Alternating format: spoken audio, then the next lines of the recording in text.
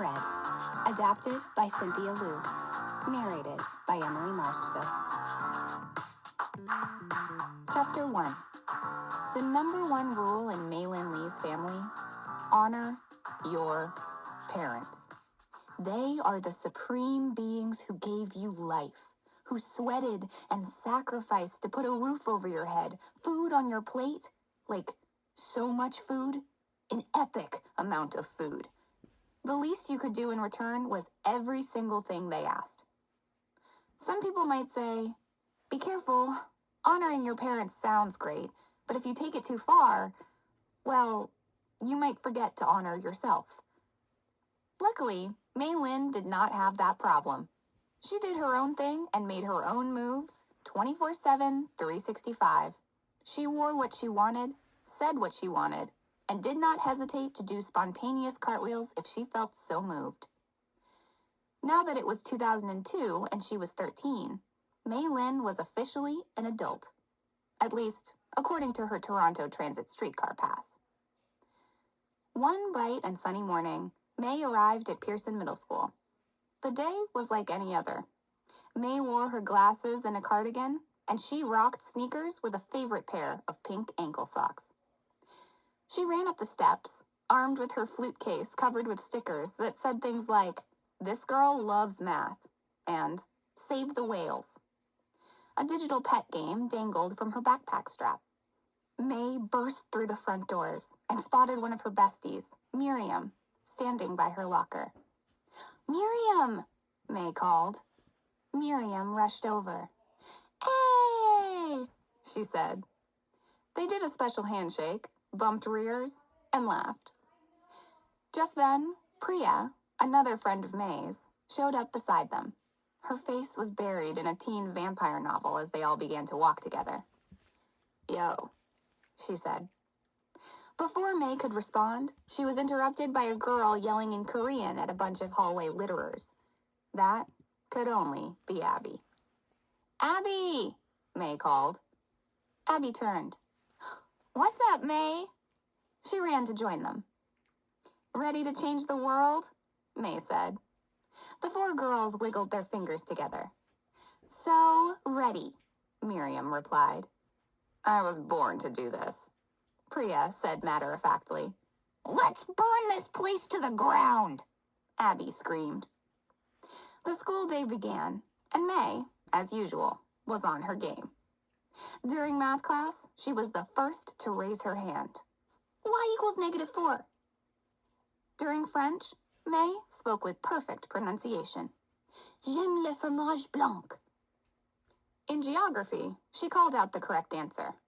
Manitoba, Alberta, and Saskatchewan. Music was a cinch.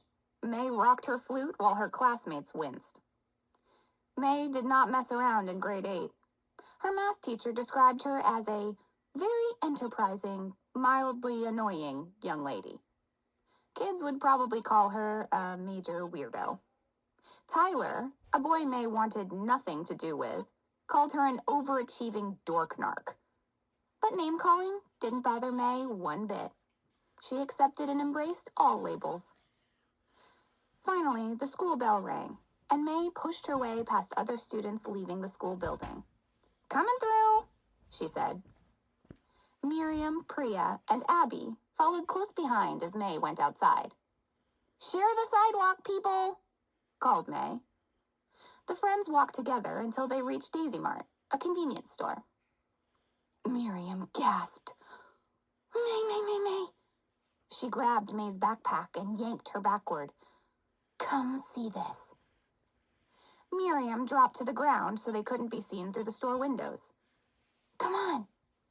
She crawled past the shop's front door. Mei, Priya, and Abby quickly ducked and did the same.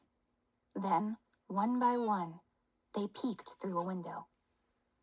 Mei said, peering in. She had no idea what they were supposed to be looking at. But Abby and Priya saw. There he was.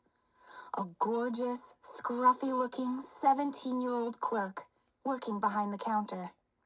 Abby and Priya sighed together. Miriam could stare at him for hours. Devin. May frowned. Abby watched Devin adjust a sign on the counter. My mom cuts his hair at the salon, and I felt it. It's very soft. Whoa, Priya said. Can I have some? Yeah, Abby, Miriam said. Hook a sister up. Ew! Maylin pulled away from the window. He looks like a hobo. A hot hobo, Abby said. May reached into her backpack. May I remind you what real men look like? She whipped out a copy of Tween Beat magazine. Her friends gasped. For town, they said in unison. May opened the magazine. Yes, for town. She pointed at pictures of the boy band members and listed some of their unique qualities and interests. Jessie went to art school. Taeyong fosters injured doves. Robert speaks French. And Aaron T and Aaron Z are, really talented too. She closed the magazine. We are 4 townies, remember? She held up 4 fingers to the heavens to emphasize her point. Ride or die. Priya sighed. Yeah, but tickets to 4town are like $1 bajillion. And Devin's right here. And free, Abby added. May rolled her eyes. Just then, a streetcar made a stop nearby. I gotta go, she said. Wait, said Miriam. We're going karaokeing today. Come with us, Priya said. May turned to stare at her friends. They were all making puppy dog faces at her. Abby and Miriam whimpered. Please, Priya said. May thought about her mother waiting for her at the family temple. I can't, she said, though she was torn. It's cleaning day. May, Miriam said, every day is cleaning day. Can't you just get one afternoon off? May raised an eyebrow. But I like cleaning. Plus, I got this new feather duster and, oh my gosh, you guys, it picks up so much dirt. It's bananas. Fine, I'll let you go, Miriam said, if you can pass the gauntlet. She stood on the sidewalk between May and the streetcar, then gestured toward Priya and Abby. Come on. Priya and Abby began beatboxing. Mir, not now, May protested. Miriam hip-bumped May. You can't resist it, she teased, then broke out some funky dance moves. She laughed. Come on, you know you want to. Priya and Abby's beatboxing intensified. May sighed as she set down her flute case and backpack. Here we go. Miriam began to sing, and before May knew it, they were all singing and dancing to one of their favorite 4town songs. May belted out the lyrics with as much gusto as she could muster. When they finished, Miriam handed her a 4town CD. And here's your reward, she said. OMG, Mir! May held the CD to her chest. I'll guard it with my life. She kissed the CD over and over again. Thank you, thank you, thank you, thank you, thank you. She gave Miriam a hug, and they each held up 4 fingers. 4town? May said. Forever! Everyone chorused, wiggling their fingers together. May picked up her things and ran for the streetcar. We'll karaoke another time, I promise, she called. Okay, sure, May, Miriam said. It'll be on me, she yelled back. The snacks, the tunes. Woo, said Priya. You're my jam, girl, Abby said.